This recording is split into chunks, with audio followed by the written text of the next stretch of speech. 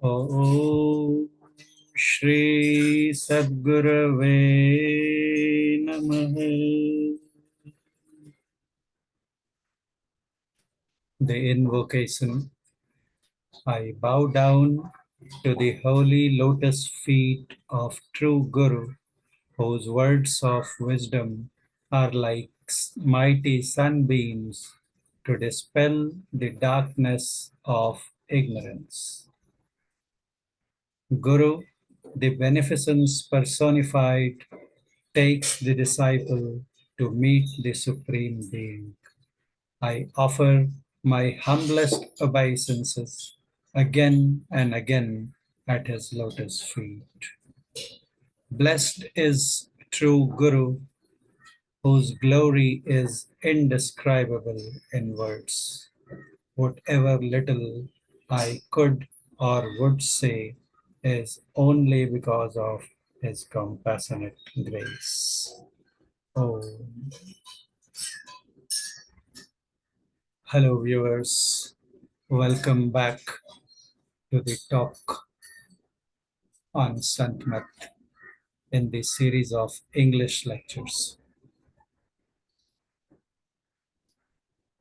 As usual, we are going to have a recapitulation of whatever we had discussed in the previous session and then continue to build up on that. In this particular talk, we'll build up some more perspectives on whatever we had already discussed in the previous talk. And if time permits, we'll try to take up some new points.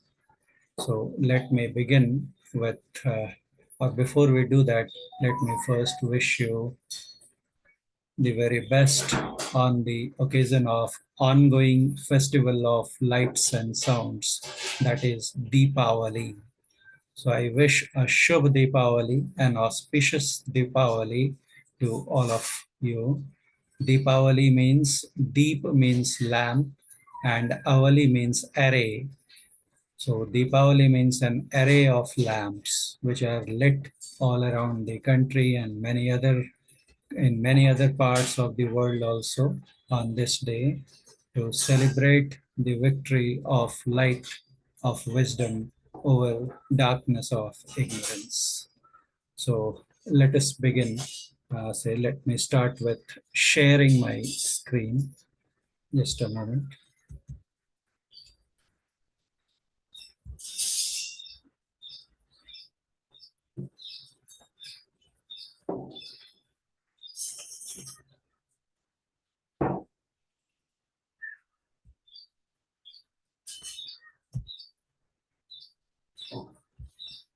I hope my screen is visible to all of you. So,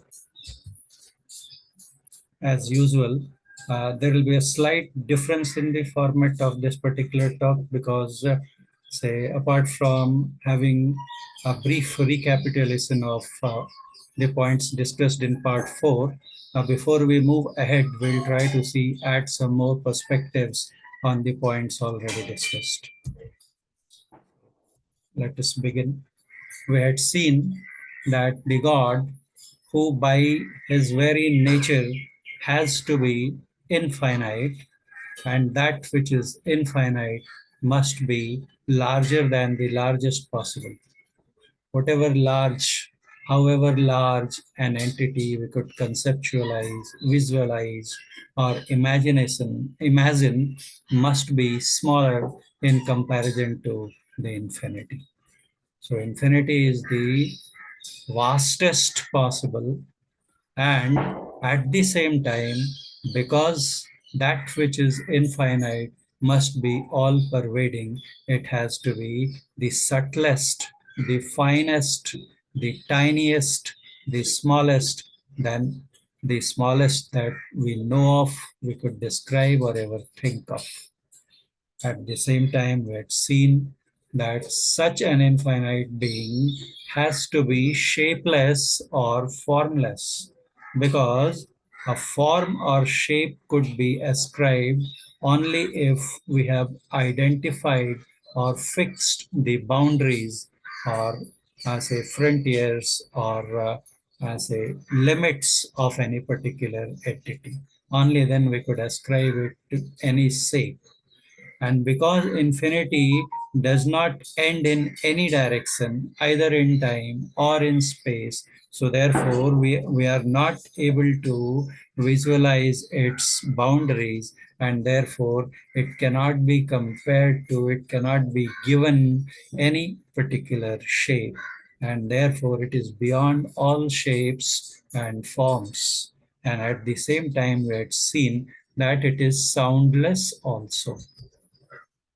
That is, if we combine the previous two statements, it would be said that the infinite being or the God is beyond name and form, beyond sound and light, because any form has got its meaning, relevance only in the presence of light.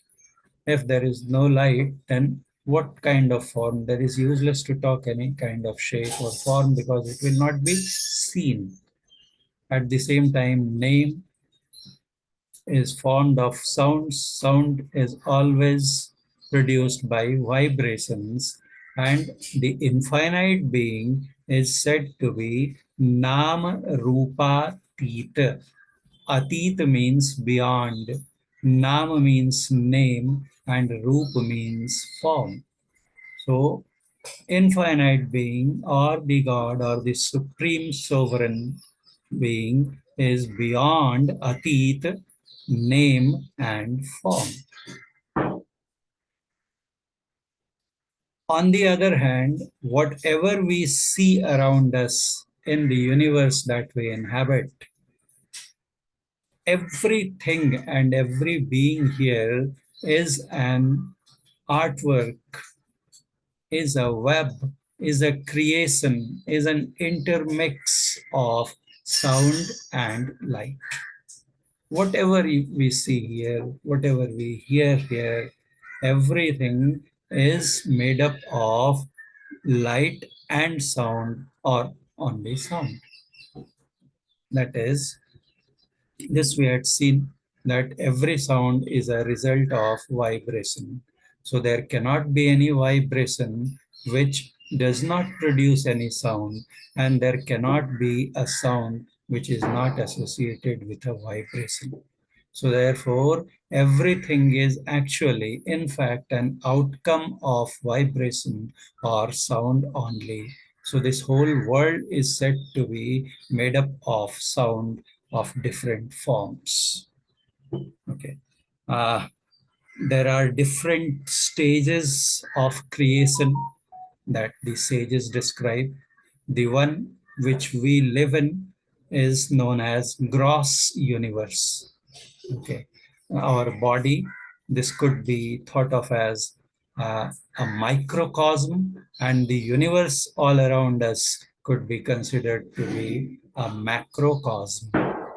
Now, here we'll find that sound and light, it is only these two things which reign the supreme.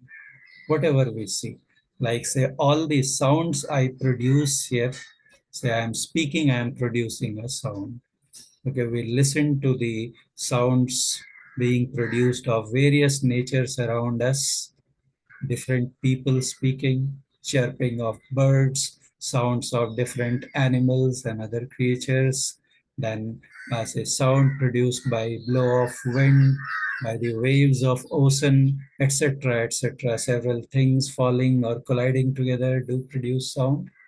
This is the grossest level of sound, and we call it audible sound. Audible sound is, it has got a particular frequency range which could be detected by our human ears that are made up of flesh. They are capable of detecting the presence of sounds that lie within a particular range, normally between 20 hertz to 20 kilohertz or 20,000 hertz. 1 hertz is 1 cycle per second, 1 oscillation. That is something, it starts oscillating from here, it goes up to one extreme, comes back to the middle position, and say goes to the other extreme and again comes back. So this way it completes 1 cycle. So such number of cycles completed per second is known as hertz. So all the sounds which lie between the range of 20 to 20 kilohertz, or in some exceptional cases 30,000 hertz, are audible to human ears. But we had seen in the previous lecture that there are sounds which are of lower frequency than 20 hertz, and on the other hand there are sounds which are having frequencies higher than 20,000 or 30,000 hertz, which are detected by various other animals or insects in this world only, or by different instruments made by the human beings. So this is the grossest sound. It has got certain frequencies.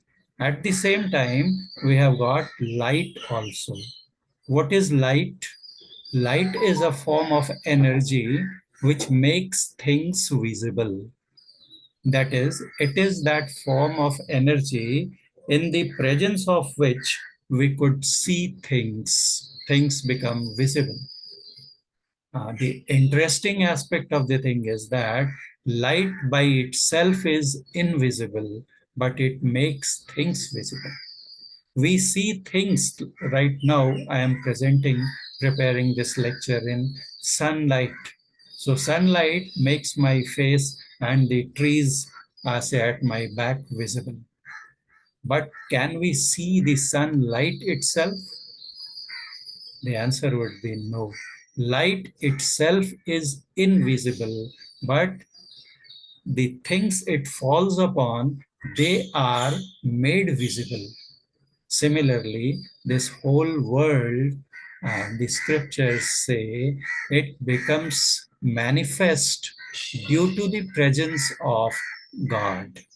God is the light that illuminates the whole of creation. We can see the creation in the presence of God. If God withdraws itself from any part of the world, that will dissolve, or there will be an involution and that part will disappear.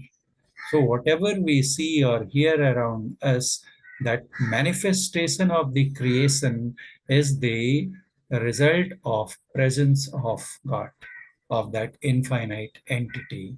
But though the God makes the world manifest, he himself remains invisible to our normal senses. So light again is, say, it is the form of say energy which makes things visible, and there is a type of light that we call as visible light. Now, strictly speaking, there is nothing like visible light. So when we use the term visible light, what is its meaning? It implies that that particular range of frequency range of light in the presence of which things become visible to our human eyes. There are certain other frequencies of light also, which though present cannot make anything visible to us. So those lights are known as invisible lights. Okay, like, say, as I said, I'll say illustrate this with this particular table. I have, say, gratefully taken from Wikipedia page. So here you can see there are, say, 7 different colors of light, okay, which complete the spectrum of light. Okay, starting from, say, when we were students, we used to memorize it as Webgyor. It is violet, indigo, blue, etc. So you can see here different colors of light.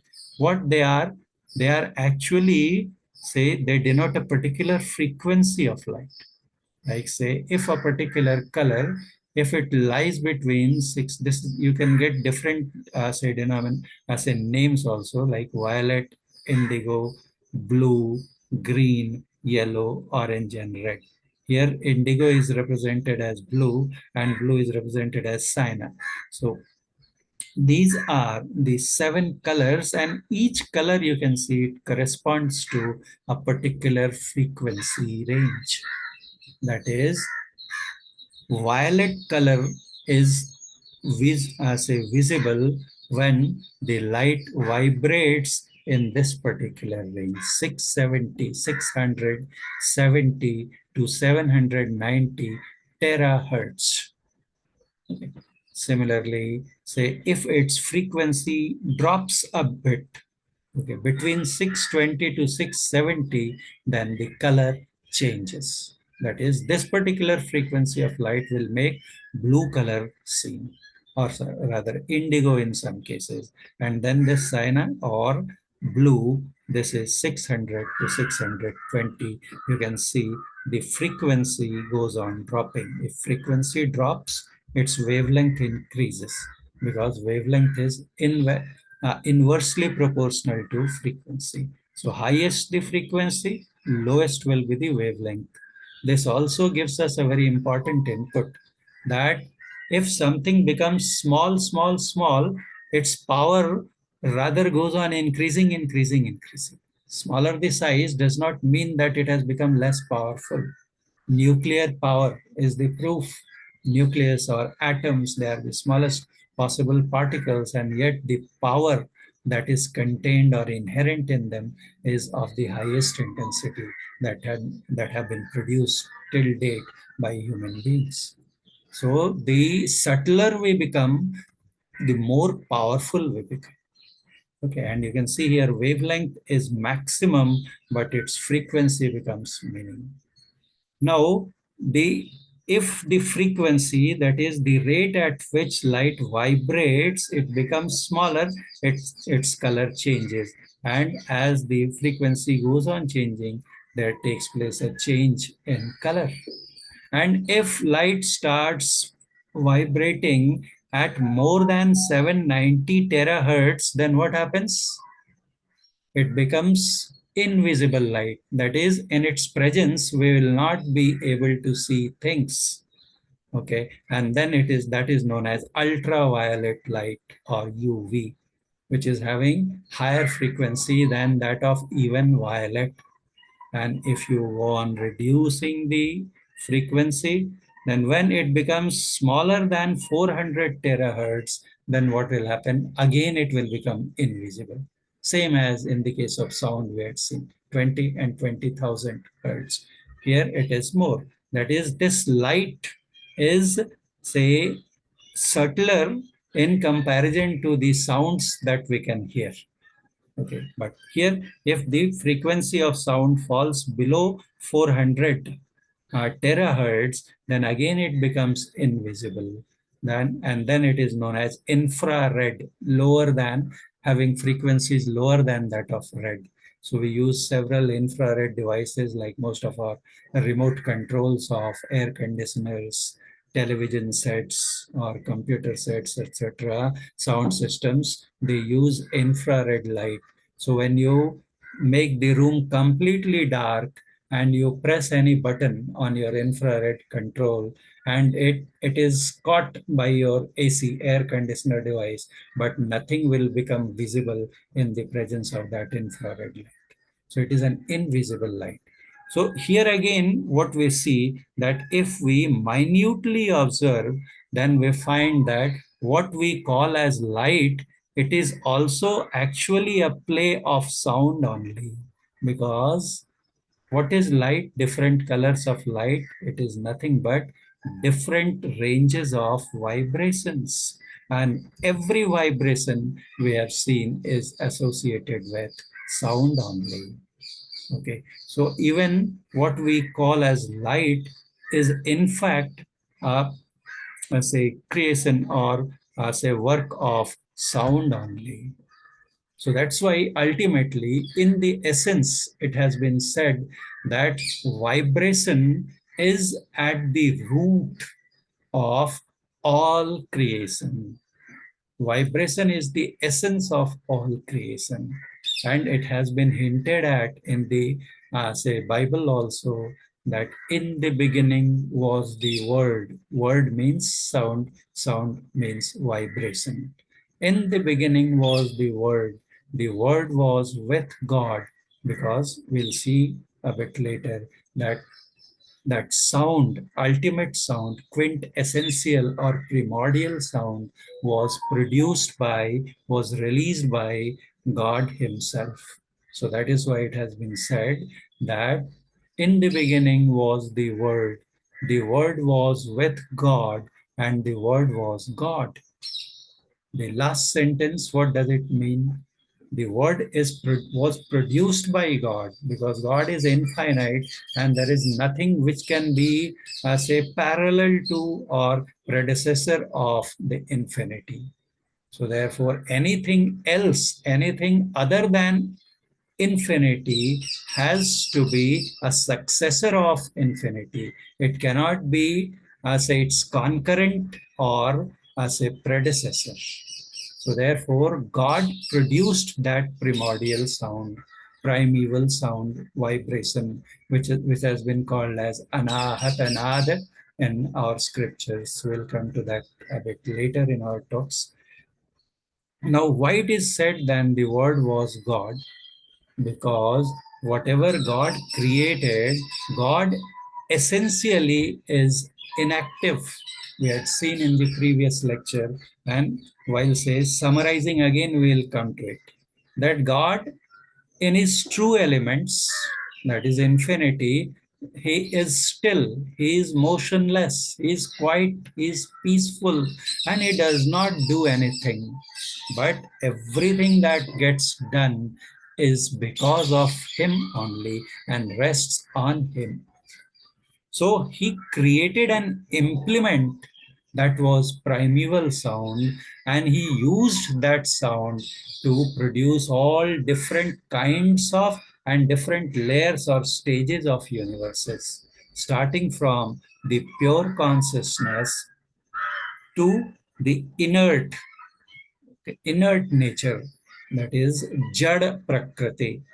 And then we'll see a bit later what is that Jada Prakriti, unreal or ever changing. And there were different levels of that inert nature also, non-conscious nature also, starting from the highest supra-causal, causal, then astral or subtle, and finally the gross universe. It is this universe that we live in, is the bottommost part or the most inert form of the nature. But all these different layers or stages of nature, they were created by that sound only. So something which is behind the creation of such a diverse and huge creation, it looks like, I say, because it is the creator, which is an attribute assigned to God. So that is why it is also referred to by virtue of the qualities associated or invested in that sound, primordial sound. It is sometimes also, say, figuratively compared to or said to be as God. So that is the purport of, uh, in the word was God. Okay, so sound is behind everything produced. So first we have grossest sound, that we say speak or listen. Then we have, say, if we go on increasing the subtlety, then we have the visible light, okay, which could be, say, caught by visible light, means the things which become visible in this frequency range of light, which could be visible to our eyes. Okay, that visible light. Then again we have sound.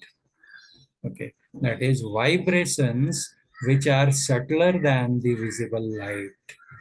Okay, and then, so these are the different levels of sound, say, frequencies that could be found in this universe, gross universe, or the grossest universe that we live in. then there is another layer of in universe, and this becomes actually visible to the one who practices inner meditation. Okay, that is when we practice the meditation of inner light, then our consciousness, it collects, it concentrates, it becomes focused, and then we transcend from the gross level of universe creation into astral level.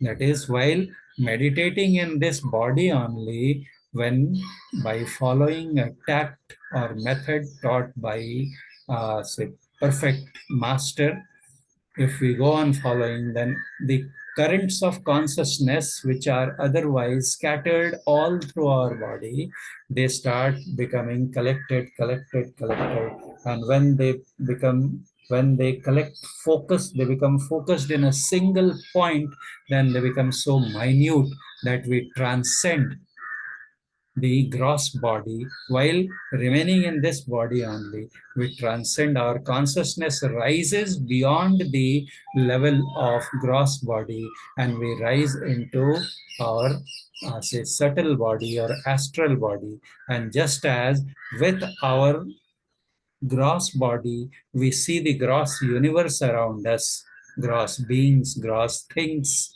around us. Similarly, the one who has collected his consciousness and has raised himself into a higher pedestal, or we could say a higher domain, higher sphere, or that of astral region, okay, astral layer or subtle layer, then he assumes an astral body, and he moves around and sees the things in a different layer of universe, that is astral domain, astral sphere. And there also there will be light and sound, but they will be of an altogether different and higher nature. So there, once we have raised our consciousness into subtle sphere, then there subtle light and subtle sound. So, okay. Now these things I leave for our future lectures, because as we go on continuing with our practice, then we will find that there is a limit. There is a limit to the creation where light can go. That is, formed creation has got a limit. Creation with form, creation with shape has got a particular limit. And after that, if we further continue our journey, then we enter into the domain of sound only. These are subtler sounds. Okay. That is, there are several spheres of creation where sounds only, vibrations only are there.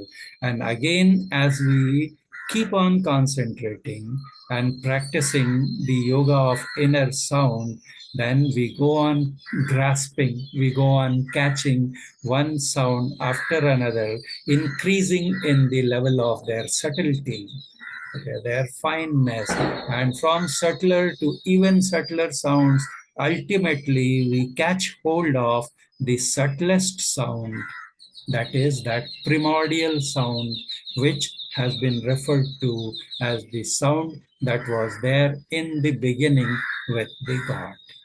And this subtlest sound, once we catch hold of this, once we perceive this, once we grasp this quintessential, primeval, unstruck sound, why it is known as unstruck sound and why others are struck sounds, that we'll discuss in future lectures. So once we get hold of that subtlest sound, then this leads us to its source of production, because every sound has got a typical characteristic of attracting our consciousness to the place, to the source from where it is produced. We want to see the person who is speaking. We want to see the place from where sound is coming. If there is any obstruction, we want to move or we want to remove the obstruction so that we could have a clear view of from where that sound is coming. So every sound has got a typical property, a characteristic of attracting, pulling its perceiver to its source.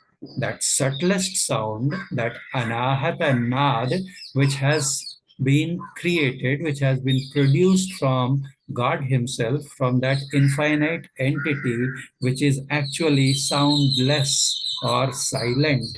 So if we catch hold of that, if we catch hold of that subtlest sound, then it will lead us to its source, that is none other than that infinite entity, which is God Himself.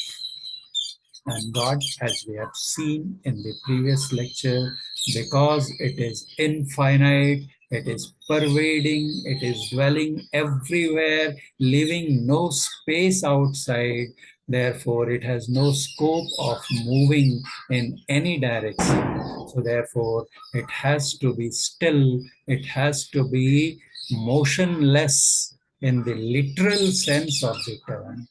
It has to be quiet, it has to be peaceful, and peace or quietude or silence or motionlessness or stillness, these are just another name of God Himself. And the one who has acquired, attained to such a state is called a true son. And his views are known as Santmat. This has been beautifully defined by Sadguru Maharshi, Mehi Paramhans Ji Maharaj. So this is our ultimate, say, goal which we want to attain. Okay, so I think it is time for this lecture. I'll only conclude by saying that, say, with the discussions we have had till now, it becomes say very obvious that spirituality is not only logical, but it is scientific and sect neutral. It transcends the boundaries of sectarianism or various different religious views. As say you will agree with the discussions that we have been having till now, have we talked of any religion thus far? Have we talked of any tradition, any sect? So whatever discussions that have been held till now, they are completely sect neutral, and say to some it might appear that is it the say lecture on spirituality or something related to science, physical sciences that is being taught. So therefore, it makes sense. Spirituality is logical, it is scientific, and it is sect neutral. Now, there are certain other aspects which say or attributes connected with infinitude that still remain to be discussed, which we'll try to conclude in our coming lecture, next episode. Most of the other properties that are associated with an infinite entity or God. So that we leave for the future lecture. See. So I hope I have been able to make my points clear to all of you. But still, if there is any, say, inadequacy or you would like to, say, get some, if you think that some more light needs to be thrown on any of the aspects discussed so far, your views, your feedback are most welcome with folded hands. I thank each and every one of you for listening, for viewing this lecture. Thank you so much. Jai Guru, Radha Swami, Vaheguru, Satya Ram Sa, Namaste. See you in the next lecture.